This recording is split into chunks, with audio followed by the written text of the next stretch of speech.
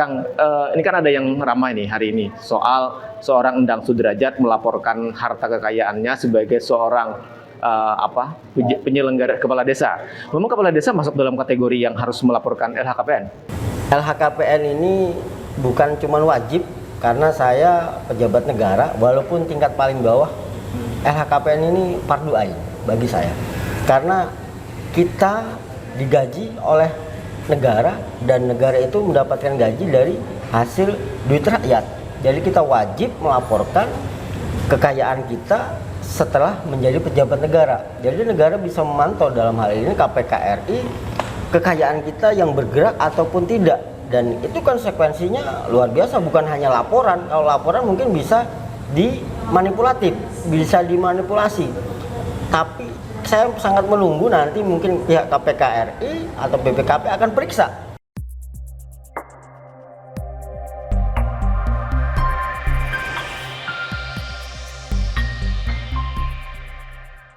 Assalamualaikum warahmatullahi wabarakatuh. Pemirsa, berjumpa kembali kita dalam Ngopi Ngobrol Kita Akhir Pekan, dialog yang diinisiasi oleh jejakrekam.com dan jrnews.co.id, media online di Kalimantan Selatan. Masih kita dari NWKP Kompleks Mandeglang Pramuka Banjarmasin. Ketika hari ini Banjarmasin dalam darurat sampah, itu menjadi diskusi di banyak tempat. Tapi hari ini dalam sesi ini kita tidak bicara soal problem yang ada di kota Banjarmasin dengan sampahnya, tapi kita bicara hal lain. Kalau kita bicara kepemimpinan, bicara tentang kepala daerah misalnya, seringkali kan kita mengenal ada yang namanya LHKPN, laporan harta kekayaan penyelenggara negara. Ada yang menarik kemudian ketika ada kepala desa di Kalimantan Selatan, di Desa Pelamkanan, Kecamatan Wanaraya, Kabupaten Baritokuala, yang kemudian dalam tanda petik kemudian berani membuka LHKPN-nya. Seorang kepala desa memaparkan bagaimana kemudian kekayaan dia, karena ini periode jabatan kedua dia. Sudah hadir dengan kita dalam ngopi kali ini ada Kang Endang Sudrajat. Assalamualaikum, Kang Endang. Waalaikumsalam. Sehat hari ini? Alhamdulillah sehat. Ini langsung dari Wanaraya tadi? Wanaraya. Baik, terima kasih. Kemudian juga hadir seperti biasa ada Ketua Senat Universitas Pamukkale, Bapak Profesor Dr. Muhammad Hadi Mujad. Assalamualaikum, Prof. Waalaikumsalam. Sehat juga hari ini? Alhamdulillah. Jadi hari ini pertemuan kita pertama hampir 1 bulan istirahat. Puasa. Bulan puasa. Pertama saya Kang Endang. Kang, ini kan ada yang ramai nih hari ini soal seorang Endang Sudrajat melaporkan harta kekayaannya sebagai seorang penyelenggara kepala desa. Memang kepala desa masuk dalam kategori yang harus melaporkan LHKPN? Ya, fardu ain. Fardu ain lah.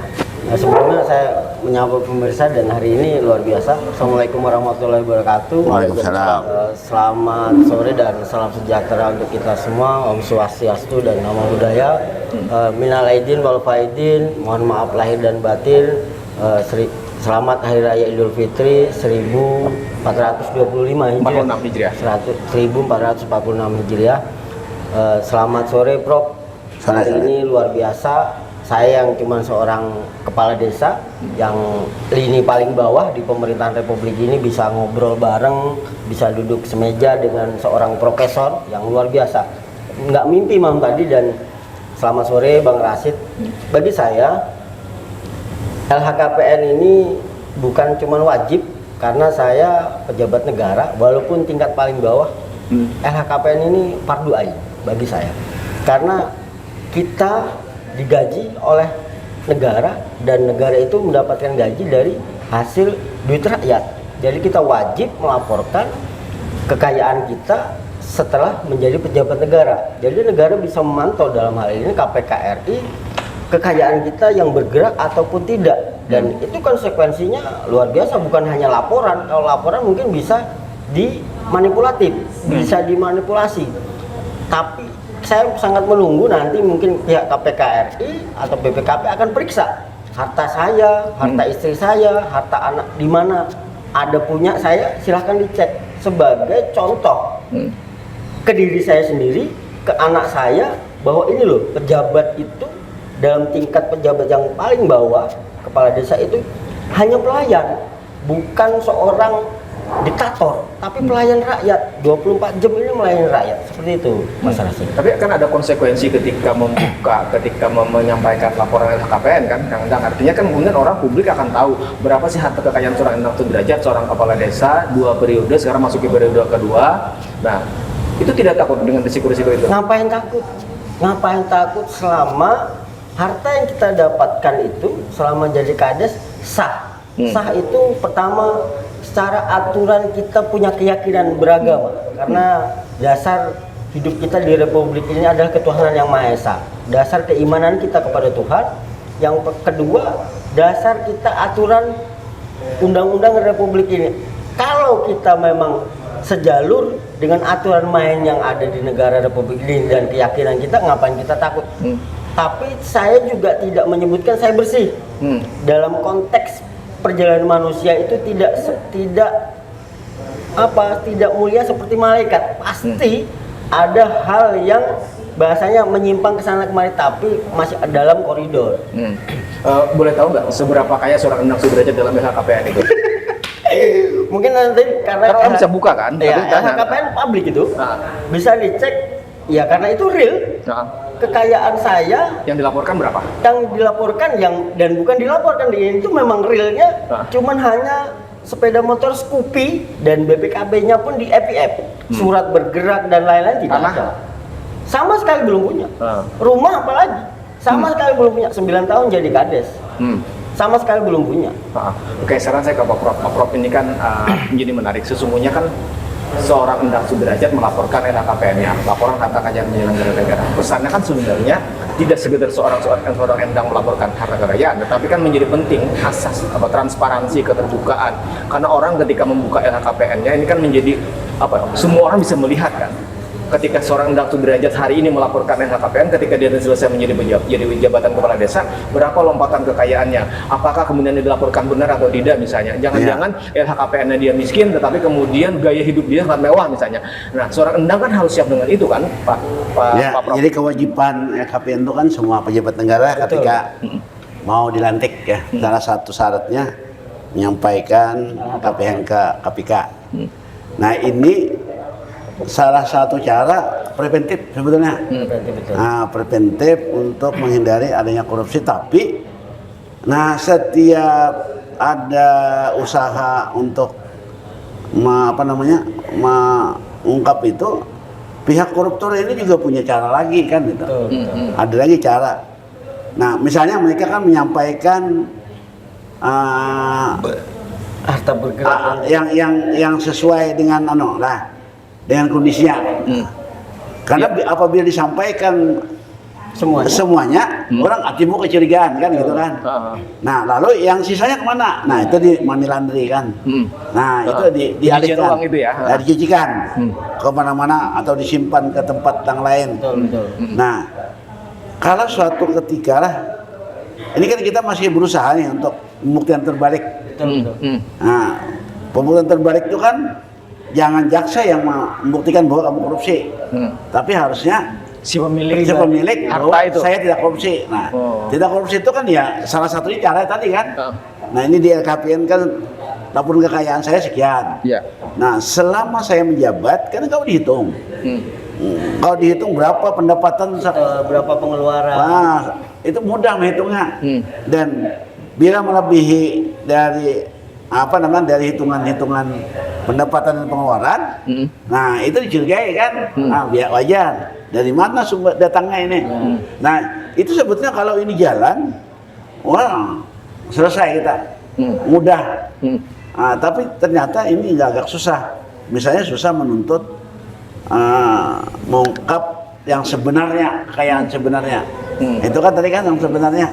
Dan ternyata dalam sistem hukum kita masih pembuktian biasa, bukan pembuktian terbalik. Terbalik. Nah, jadi ini mungkin semacam semacam warning, usaha-usaha bahwa setiap pejabat harus menyampaikan, walaupun tidak semua orang serius juga kan. Tapi semua orang harus wajib melapor. Nah, saya kurang tahu di desa syarat di desa itu. Syarat kepala desa itu apa? Kalau di syarat kepala desa itu tidak ada termaktub. Nah, tidak termaktub. Padahal karena diduga kan penghasilannya rendah. Orangnya jadi tidak. Yang pasti itu kan disuruh pejabat negara kan. Pejabat negara itu pasti kan. Kelihatan kekayaannya berapa, kayak bupati, gubernur kan kelihatan. Nah itu kalau kita lihatlah, itu fakta yang ada itu adalah yang ala kadarnya saja bukan. Asal mengisi. Nah, karena informasi masyarakat seringkali berbeda. Nah, masyarakat kan juga punya data juga kan tentang kekayaan pejabat itu kan. Masyarakat lebih hebat dari Intel. Artinya kan LHKPN itu deklarasi sepihak dari orang yang melaporkan kan. Iya, bahwa betul. dia memiliki hartanya segini. Ya. Nah, tapi setidaknya kan kalau publik masyarakat kan bisa melihat kan laporan harta kekayaannya. Nah, ada klarifikasi memang dari KPK kan. Nah, saya pernah kan dulu, karena saya juga pernah jadi pejabat juga kan di universitas. Nah, saya kan lapor-laporkan LHKPN lapor. Nah, saya di verifikasi. Tapi verifikasi itu sepanjang yang kita laporkan. Oh, hanya dari yang dilaporkan. Yang dilaporkan. Di luar dari itu tidak. Di luar tuh tidak. Artinya itu tidak terjamah Iya. informasi itu. Jadi kalau orang ada menyembunyikan, itu tidak. Nah, memang kalau misalnya tanah, kalau tanah itu sertifikat dan nama yang bersangkutan itu mudah dilacak. Itu terdeteksi. Bisa dicek. Karena online kan. Oh, terdeteksi. Deteksi. Tapi kadang ada nama istri, nama lain, keponakan, nama orang lain. Sama kan juga mobil. Ya, betul. Nah, ketika nama orang lain, minjem nama orang lain, itu kan itu titipan. Nah, atau juga dengan cara money laundry kan itu kan. Itu yang banyak dilakukan hari ini untuk mengelabui pihak KPK dengan cara menyembunyikan. Sekarang, saya balik ke Kang Dang. Kang, artinya, Kang, artinya kemudian ketika mendeklarasikan seorang Endang Sudrajat, seorang kepala desa mendeklarasikan harta kekayaannya, seorang Endang kan harus siap. Masyarakat membandingkan antara data yang dilaporkan itu benar nggak dengan kondisi seorang Endang Sudrajat. Kan publik akan melihat nih, jangan-jangan nanti akan ada lompatan. Betul. Kan itu. Justru sejak saya menjabat periode pertama itu, saya cari nih. Mungkin memang yang disampaikan Prof tadi masih ada, bukan masih, celah untuk menutupi tadi sangat luar biasa. Akan tapi saya menyambut baik dalam hal ini KPK yang menangani korupsi pejabat negara, walaupun saya pejabat paling bawah. Dalam artian walaupun gaji 4.063.000 sebulan untuk 4 juta berapa? 4.063.000 sebulan gaji plus. Pendapatan lain ada nggak? Ya, pendapatan lain nggak bisa diprediksi. Kadang orang mau jual beli tanah, terus saya dapat fee sekian kasih orang, ya itu pendapatan yang tak terduga kan? Enggak, dari APBD itu ada duit tunjangan atau apa? Ya itu plus tunjangan yaitu 4.063.000. Jadi tidak sampai 5 juta lah? Tidak sampai 5 juta. Jadi saya dulu sampaikan ketika kita podcast sama Pak Kajari juga kan, waktu di studio, ketika kepala desa sebelum jadi kepala desa ini hidupnya biasa-biasa saja, setahun 2 tahun terus peningkatan kehidupannya, gaya hidupnya, kekayaannya melonjak. Saya berani sampaikan sekali lagi di sini, bukan hanya patut dicurigai, wajib diperiksa dari mana sumber kekayaan. Karena 4.063.000 selama 1 bulan kita punya anak istri. Apakah istri tidak perlu gincu? Apakah kita tidak perlu makan? Sementara kalau di desa teman saya ada orang meninggal. Biasanya habis berapa satu bulan? Lebih dari 4.063.000. Jadi kalau biaya hidup lebih dari itu. Kalau punya harta kekayaan lain, dari mana sumbernya? Dan bisa dilihat dari desa tadi, bisa dibangun nggak desanya sama jadi dia jadi pejabat tadi kan? Kalau tidak dibangun, dia wajib diperiksa tadi. Artinya kalau lebih kurangnya 5 juta lah, karena kan setahun kan 60 juta saja kan. Artinya itu yang terukur, yang publik bisa melihat penghasilan seorang kepala desa. Jadi kalau kemudian kepala desa bermewah-mewah, ada kemungkinan bermain di APBD nggak? Bukan kemungkinan lagi. Ada peluang nggak sih sebenarnya? Peluangnya itu sangat banyak. Peluangnya sangat bantuan banyak. itu kan, bantuan. Bukan bantuan saja Pak. Di dana desa itu pun peluang sangat banyak. Atau gini, dana desa yang kan ada DD, ada ADD ya. Nah di kolam kanan temukan berapa total yang dikelola setahun? Kalau setahun DD dan ADD itu sekitar 1,3 miliar. 1,3 miliar. 1,3 miliar. Jadi dana desanya itu 800, kalau tahun ini 900 juta lah. ADD-nya sekitar 300-an. Itu pun belum PPH PPN. Nah, yang itu tuh bisa kan di sweet. Nah, itu main-mainin. Sangat banyak, Prof. Nah, terus Ada peluang, ada jalan nggak? Bukan ada lah. yang sah aja namanya, yang sah. Oh, yang sah. Maksudnya? Artinya kita memang dari kegiatan yang ADD dan Dede. itu memang Ada honorarium. ada kontribusi ke kepala desa. Nggak tahu, karena saya nggak pernah melaksanakan itu.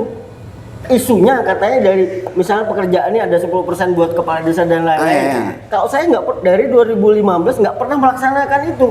Misal dana desa, misal untuk pembangunan jalan nih, 163 juta nih, berikut PPH, PPN, terus TPK dan ya itu pure. Nggak pernah ada 10% buat kades. Itu Saya nggak pernah melaksanakan Yang mengerjakan siapa? Swakelola masyarakat, Artinya TPK-nya swakelola. pun masyarakat. Ah. Saya nggak pernah melaksanakan yang 10% buat kades. Alhamdulillah. Karena niat saya ingin membangun desa. Ini yakin seorang Endang Sudrajat tidak pernah bermain di situ. Ya mohon maaf, boleh di cross check dan boleh ditanya lah, boleh di cross check ke desa saya selama dari 2015 gitu.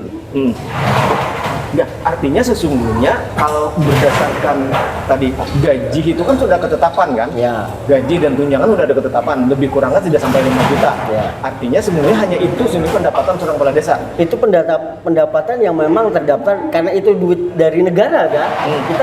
Kita juga kemarin daftarkan yang kita pendapatan yang tidak terduga karena nggak mesti sebulan ini kadang ada orang ngasih begini, bukan gratifikasi loh ya.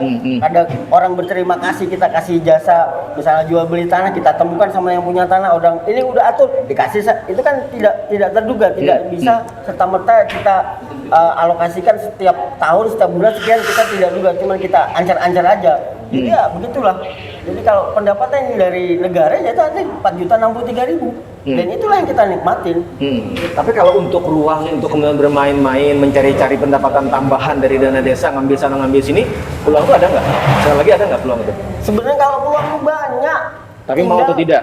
Mau atau tidak kembali Ke orangnya. kembali ke sila pertama Pancasila. Ada yang tergantung orangnya, artinya kan. Ya, tergantung orangnya. Karena mohon maaf Prof, ya tadi makanya saya berani lapor LHKPN dan ayo kita cross check dan mohon maaf bukan sok bersih.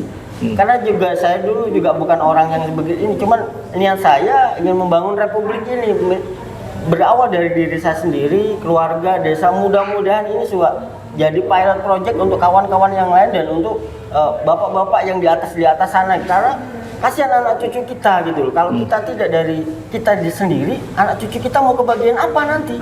Gitu loh. Karena darah saya darah pejuang, bukan darah penjilat, bukan darah pengkhianat gitu. Nah, oke, saya kembali ke Pak Prof. Pak Prof, artinya kan kalau segitu pendapatan seorang kepala desa, kan sesungguhnya tidak ada pendapatan lain-lain lagi. Nah, sementara tugas dia ini kan ya nyaris 24 jam kan? 24 Mulai jam. dari orang lahir sampai orang meninggal kan diurusi kepala desa kan? Artinya kan betapa berat kepala desa. Kemudian dia berani membuka LHKPN-nya. Artinya itunya kan bisa dilihat oleh masyarakat kan? Pak Prof. Ya, jadi kan ginilah. Ada pikiran orang kan untuk menghitung berapa biaya hidup seseorang, kemudian menyesuaikan dengan honor, apa gaji, Iya. pendapatan. Nah, lalu orang pemerintah menganggap dengan cara itu akan terhindar penyalahgunaan kekuasaan kan? Iya. Nah, tapi ternyata yang ditangkapin ini justru pendapatannya miliaran gitu kan. Tapi masih aja korupsi. Nah, itu jadi jadi bingung juga kan. Nah, ini kan luar biasa kalau kepala desa ini kan. Seorang melaporkan. Saya sedikit kan, sudah dana sedikit, tapi masih bisa bertahan. Ini sudah pendapatan yang luar Besar, biasa. masih mencari Masih lagi. lagi mencari. Nah, yang tertangkap itu kan tidak ada yang Sedikit, nggak ada yang 4 juta 5 juta ya dia Bro. ada itu. Miliaran. Ratusan juta dia gajinya. Yang belakangan ini kan. Iya. Nah, jadi ini memang soal mental lah. Jadi kan bukan soal atau rasa ketakutan tuh nggak ada. Ya kan, rasa ketakutanan. Nah, Prof, kan di forum di sini di Ngopi ini kita sering bicara soal demokrasi, bicara soal politik uang, bicara soal korupsi. Ini kan selalu menjadi bagian lingkaran yang selalu ada relasinya kan di situ kan, Pak Prof. Nah, dalam proses kontestasi kepala desa itu kan tentu juga ada biaya-biaya yang harus dikeluarkan kan, bagaimana meyakinkan orang untuk dipilih dan segala macam. Tapi yang dilakukan seorang Endang Sudrajat boleh jadi kan akan menjadi sesuatu yang menarik nih, bahwa Ada atau kita kembali loh, tanyalah. Itu pada proses pemilihan kepala Pilkades. ya. Pilkades. Itu tidak terlalu ketat saingannya ya, tidak. Apa Bukan nggak ketat calon lagi, tunggal? Prof. Luar biasa, face Nah, to itu face. ada money politiknya nggak? Nah, Alhamdulillah kalau saya jangankan money politik, ya, gula kopi itu hasil sumbangan dari masyarakat 2 periode ini gitu. Apa yang buat kita money politik gitu? nah, jadi yang menarik itu kan masyarakat, kita menduga-duga aja lah. Ya. Jadi kalau terjadi persaingan ketat, itu ada salah satu kontestan kan, salah peserta itu kan pasti money politik kan? Itu jelas, Nah, Prof. Itu jelas. Tapi karena ini tidak menggunakan keuangan dan berhasil, artinya hebat anunya masyarakatnya. Nah itu ternyata. Nah. Gini, Prof. Saya saya meyakini selama merah putih ini tetap berkibar, Prof. Karena saya meyakini apalagi Kalsel ini jiwa agamanya masih luar biasa. Ketika kita benar-benar melaksanakan apa yang kita janjikan, apa yang kita tuangkan di visi misi ketika mau nyalon apapun itu, kita laksanakan, insya Allah masyarakat akan terbuka, Pak. Contohnya saya, mohon maaf, ketika periode pertama saya punya komitmen dengan masyarakat dan tuntutan masyarakat untuk membuat sumur bor, untuk membuat jalan desa tidak lagi becek. Saya pengerasan, terus tanah desa yang dulu bermasalah ditukar guling saya kembalikan. Tapi konsekuensinya sebagai leader yang nggak punya apa-apa harta dunia, tapi keinginan masyarakat terpenuhi. Jadi ketika kita mau maju lagi, masyarakat sudah melihat kenyataan, bukan cuma setelah nanti ketika ada kontestasi kita bagi-bagi, ya akhirnya untuk mengembalikan dan kepercayaan masyarakat cuma di money tadi, di uang. Jadi ketika kita pelaksanaan sudah jadi, kita ekspektasikan misalnya 100 hari program kerja nih, setelah dilantik apa nih 100 hari kerja? Seperti Pak Deddy Mulyadi, Gubernur Jawa Barat, cucu Siliwangi kan, 100 hari kerja, wih langsung. Itu kiblat saya itu, Prof. Seperti itu, Prof. Jadi Dan yang menarik itu masyarakatnya kan. Nah, masyarakatnya kita kan selama ini kan kita lihat lah, masyarakat itu lemah. Nah begitu ada money politik, Serangan politik berhasil kan, di mana-mana, bahkan di kota Banjarmasin sendiri kan juga. saya agak bertentangan dengan Prof. Iya. Dulu seperti itu, Prof. Tapi saya masih punya optimisme. Republik ini rakyatnya, masyarakatnya, ketika kita mencontohkan hal-hal baik, tapi ya tadi konsekuensinya sangat pahit, dan sangat tapi kenapa tidak? Karena inilah fisabilillah dalam hidup kita. Toh kita juga mati. Ayo kita berawal dari diri kita, dari keluarga kita, dari desa. Ayolah pelan-pelan, insya Allah nanti mungkin 1, 2 dari keluarga kita, aura itu akan timbul. Saya sangat optimis itu, Dok. Prof. Kang Dang, artinya selesai periode pertama, 1 periode itu 8 tahun ya? Kalau yang pertama 6 tahun. Oh, 6 tahun. Selesai 1 periode 6 tahun dan maju lagi di periode kedua. Nah, seorang Endang Sudrajat punya modal hanya keyakinan di dalam 5 tahun periode pertama itu sudah bekerja. Tadi apa yang menjadi harapan masyarakat, sejalan desa dan segala macam itu dilakukan. Kemudian ketika pemilihan lagi dengan dasar kinerja itu kemudian masyarakat percaya. Bukan karena politik uang. Alhamdulillah, boleh dicek lah. Endang nggak bagi-bagi duit. Boleh dicek Desa Kolam Kanang, Kecamatan Wanara, Kabupaten Barito. Boleh di cross check siapapun. Boleh. Wanara itu kan sini kan? Wanaraya. Wanaraya. Barito Kuala. Kolam kanan. Iya. Wanaraya, Kabupaten Barito Kuala. Seberang. Seberang. Oh. Boleh di cross check. Ini di media loh ya. Boleh di cross check. Artinya kan masyarakat akan bisa melihat nih. Ini kan menjadi jejak digital pengakuan seorang Kang Endang Sudrajat, kepala desa, bahwa terpilih itu betul-betul karena memang masyarakat sadar yang dibutuhkan itu orang yang memang bekerja kan, kepala desa yang betul-betul bekerja, bukan karena bagi-bagi duit. Betul. Saya punya keyakinan kok. Republik ini, apalagi Banjarmasin Kalsel.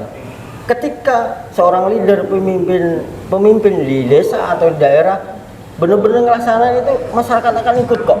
Ini masyarakat mau money politik karena kamu kemarin kerja juga enggak, ya udah terima aja. Itu, Prof. Saya punya keyakinan itu. Saya punya optimis lah untuk rakyat Republik ini. Prof, artinya kan dalam skala ini kan pemilihan kepala desa tadi. Artinya kita masih punya harapan besar. Orang itu memilih bukan karena orientasi politik uang, karena yang dilakukan kita percaya nih ya, sampaikan Kang Saya Derajat lakukan. bahwa dia melakukan itu karena modal dia mengkapitalisasi kerja-kerja dia kan, kerja-kerja dia dalam 5 tahun itu, sehingga ketika dalam kontestasi harus bersaing dengan orang lain pun dia yakin bahwa orang tuh memilih karena basisnya gagasan, basisnya kinerja yang sudah dilakukan kan Pak Prof. Nah kita inginkan politik kita tuh sesungguhnya ini dalam konteks pilkades, nah kita ingin dalam konteks pemilu legislatif, kemudian pemilu kepala daerah, kita ingin ini kan menjadi spektrumnya lebih besar. Artinya masyarakat itu betul-betul harus mengetahui lah persis siapa yang dipilih. Betul, Ya. Pak. Nah, akhirnya etos kerja yang seperti apa. lalu akhirnya mereka kan tidak terpengaruh dengan money politik. Nah, mungkin kuncinya di sini kan ya. Nah, selama ini kan sering kan datang yang calon bupati. Oh banyak Kesana. calon dewan banyak. Nah, kalau kita dengar kan masih pakai juga kan masih. Oh, jelas itu, rahasia umum Prof, itu Iya. rahasia umum. Nah, lalu di daerah tadi kan kayaknya tidak jalan gitu kan. Ya kan? Kalau tempat saya itu tetap datang, cuman ya karena di masyarakat saya didik gitu ya orang ngasih duit ya diterima aja kan gitu. Tapi untuk kontestasi pilkades luar biasa loh, Prof, kalau tempat saya luar biasa. Menarik ini Bang, menarik. Ya. Artinya bisa jadi dia menjadi antitesis ya Prof ya. Iya. Oke, Kang Dang, nanti kembali ke LHKPN. Artinya seorang Dang ketika melaporkan tadi, orang kan akan melihat nih, apakah pertama soal kejujuran, kemudian yang kedua soal nanti orang akan bisa melihat di ujung jabatan seorang Dang Sudrajat itu, jangan-jangan misalnya tadi, Ya. yang dideklarasikan hartanya segini, Betul, punya tapi simpanan di Jawa, punya simpanan di di mana, Sumatera, di atau di Jawa atau di Jakarta, mana, ya, misalnya atau tidak atas nama betul, orang lain. betul. Atau orang juga bisa nanya, apakah seorang endang itu misalnya oke dia tidak hidup dari main APBDes misalnya, jangan-jangan dia negara. pengusaha atau apa Ya. misalnya. Kang Endang punya usaha lain Alhamdulillah sampai ini atau bisnis lain usaha usaha namanya LPG, gas LPG. yang melon. Nah, gas melon itu pun alhamdulillah mulai di cross-check rezeki ilahi namanya, tanpa modal. 1 rupiah pun tidak modal. Itu namanya rezeki ilahi. Itu dulu kawan punya pangkalan terus nawarin ke saya karena saya berdoa sama Tuhan setiap malam. Waktu itu LPG itu di tempat saya 30.000, 35, 25.000. Saya berdoa sama Tuhan, ya Allah, mendingan saya dicabut nyawa saya atau saya diberhentikan jadi kepala desa kalau gas melon ini di desa saya masih 25.000, masih 30.000 untuk rakyat. Itu waktu sudah jadi kepala desa. Sudah jadi kepala desa, tiap malam saya berdoa dalam hati. Alhamdulillah ada kawan datang, Pak Kades mau jadi pangkalan LPG. Ya mau dong, tapi nggak punya duit. Mau nggak? Ya mau, tapi nggak punya duit. Yang penting mau, datanglah, tanda tangan dan lain-lain. Alhamdulillah sampai hari ini saya jual maksimal itu 19.000, 20.000 satu tabung. Dan itu saya prioritaskan untuk masyarakat saya. Ketika masyarakat saya sudah tercover semua, baru di masyarakat desa lain. Sampai hari ini. Jadi saya bukan ya di situ dapat ada margin lah ya, cuman berapa ratus rupiah, 500 rupiah atau 300 rupiah, kurang tahu karena istri yang menjalankan itu. Itulah usaha sampingan saya. Selain itu yang saya sampaikan tadi, ketika ada orang jual beli tanah di desa dan lain-lain, dan itu pun bukan kita kasih patok harga, enggak, berapa mau ngasih, oh silahkan monggo kan gitu aja. Artinya dengan pangkalan LPG 3 kg tadi justru sebenarnya membantu masyarakat yang dulu mereka beli itu 30.000 sekarang hanya dengan 19.000. 19.000, 20.000, 20.000 lah Mas. Jadi luar biasa sekarang masyarakat kalau di tempat saya. Dan ketika kita konsumtif tiap hari pun alhamdulillah masyarakat, Prof, kalau di desa saya, kita kadang saya nggak punya lombok nih. Kadang-kadang masyarakat ngirim, nggak punya sayur masyarakat ngirim, karena Tuhan tuh ternyata saya membuktikan Tuhan itu maha segalanya. Ketika kita nggak punya apa-apa, ketika sudah berbuat, rakyat itu ada aja yang ngirim itu. Contoh, sebelum hari raya istri saya melahirkan, Prof, dan ada kendala di saluran pernapasan 45 hari di rumah sakit dan pakai BPJS, Prof, pakai BPJS. Sudah mau puasa, mau lebaran, rezeki itu ada aja gitu, Bro. Tanpa disangka, tanpa dinyana, nggak tahu dari mana datang. Tapi alhamdulillah saya bisa lebaran, bisa beli baju buat anak, buat istri. Padahal saya selama 2 bulan itu ngopenin anak di rumah sakit dan pakai BPJS, Bro. Seorang kepala desa 2 periode pakai BPJS murni di rumah sakit Ansari Saleh dan rumah sakit Ulin. Seperti itu. Jadi saya punya keyakinan itu, kok, Prof. Punya keyakinan Tuhan tuh maha segala-galanya. Begitu, Mas. Kalau program-program lain di desa sendiri dengan kemampuan ADD dan DD sendiri seperti apa, Kang? Ya semaksimal mungkin mas, semaksimal mungkin, tapi dalam takaran bahasanya berapa anggaran, ya itu yang kita laksanakan. Akan tapi kita tidak menutup pintu untuk para investor. Mungkin nanti di hari Senin kita juga udah ketemu sama investor, salah satu dulu mantan pengusaha batubara di Banjarmasin, karena kawan kita dia mau invest untuk jual beli sawit di desa kita, karena mayoritas di tempat saya sekarang sudah buah sawit, Prof. Jadi karena kata Pak Presiden, kita buka seluas-luasnya, ruang seluas-luasnya untuk para investor, karena tanpa investasi desa kita nggak akan, kalau cuma ngandelin dana desa nggak bakal maju gitu. Kita harus cari investor seluas-luasnya. Masyarakat plasma berarti? Sebagian plasma, sebagian tanam pribadi, sawit pribadi, seperti itu. Pelarangan ya. Ya, pribadi, tanam sendiri. Tanam sendiri. Ya, artinya kan ini menjadi Nah, yang ada yang tadi lanjut tanya. Kan ada bantuan ADD dan DD. DD.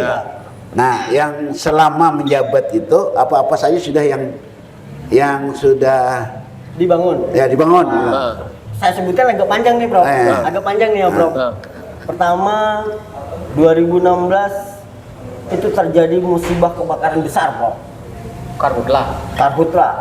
Dan itu dokumentasi di sosial media saya upload. Ketika saya tidak tangani, desa akan habis itu, Prof. Saya baru menjabat, alhamdulillah dengan adanya dana desa, saya bisa datangkan pemadam kebakaran dan lain. Saya baru setahun jadi kades. Saya masuk jadi kades itu cuma ditinggal cap stempel aja. Nggak punya alat pemadam dan lain-lain, bisa nanganin itu. Alhamdulillah, jalan desa sepanjang 15 km sekarang sudah tidak ada setapak lagi. Sudah pakai pengerasan bis cross semua. Yang kedua, sudah 97% rakyat saya tidak lagi menggunakan air sekunder, air sungai. Sekarang semua sudah tercover pakai sumur bor, air tanah, Bro. Sumur bor itu dibangun dengan dana desa. Dana desa. 80% masyarakat saya sekarang sudah menikmati namanya jaringan tiang listrik yang selama 45 tahun tidak ada namanya tiang listrik. Alhamdulillah, itu tidak pakai dana desa, Prof. Dengan kepiawaian saya, koneksi dengan kawan-kawan PLN pusat dan PLN provinsi serta kabupaten, alhamdulillah masuk jaringan tiang listrik. Jalan provinsi yang tidak pakai dana desa juga, alhamdulillah sekarang sudah hot meet 6 meter. Itu alhamdulillah berkat ya jasanya Pak Manwirin sama Bupati Ibu Nurmiliani dulu kan, karena 45 tahun, Prof. Itu ya tinggal sebagai leader ini kepiawaian link kita ke kabupaten, ke provinsi dan ke pusat lah. Kalau ngandelin dana desa, aduh 800 juta, Prof. Belum gaji untuk TK, untuk gaji guru TK, Oh, masuk situ juga. Bukan pure pembangunan, kok. Belum pajaknya, belum untuk pos bindu yang semenjak 2019 itu Permata Bunda nama saya, mungkin yang sekarang diaplikasikan oleh Presiden, makan bergizi gratis, Prof.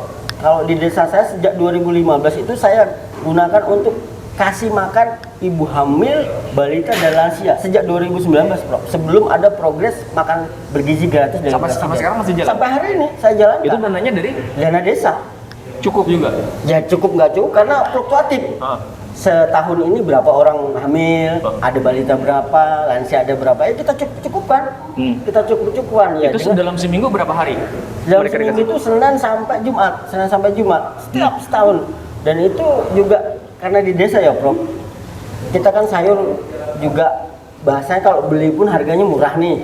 Terus ikan juga namanya di desa, kalau kita itu gunakan, aplikasikan, saya kira Indonesia ini benar kata Mbah Kus Plus kok. Semuanya kita murah kok. Semuanya tersedia di desa. Nggak perlu kita impor bergaya mewah dan semuanya yang 4 sehat 5 sempurna sudah tersedia di desa kok. Jadi seperti itu, Mas. Kalau program ini pemberdayaan ekonomi masyarakatnya? Pemberdayaan ekonomi ya, kalau di tahun ini kan kita progresnya untuk ketahanan pangan kan.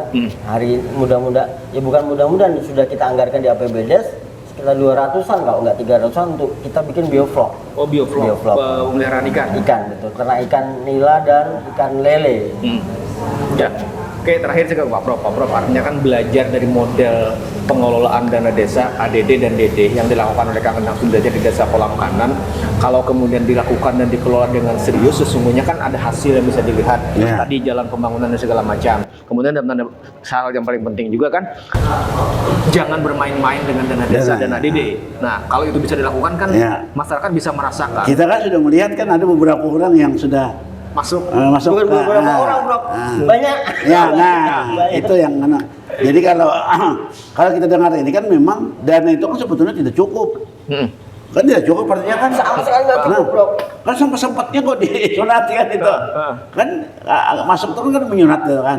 Nah lalu sekarang kita lihat apa hasilnya. Nah dengan Ini tidak disunat, hasilnya ada. hasilnya ada. Maksudnya itu pun tidak cukup kan karena Itu tidak Sangat nggak cukup. sangat Nah, nggak cukup. Karena gini, Bro, saya potong. Barito Kuala, infrastruktur itu semuanya import dari tanah laut, Discross, Sertu, terus LPA itu semuanya import dari tanah laut, tidak tersedia di Barito Kuala. Jadi kosnya lebih mahal daripada bahan materialnya, bahan bakunya. Gitu. Silakan, Bro. Mohon maaf, potong. ada kritik aku lah ketika aku lewat tapi yang di Anjir lah. Ya.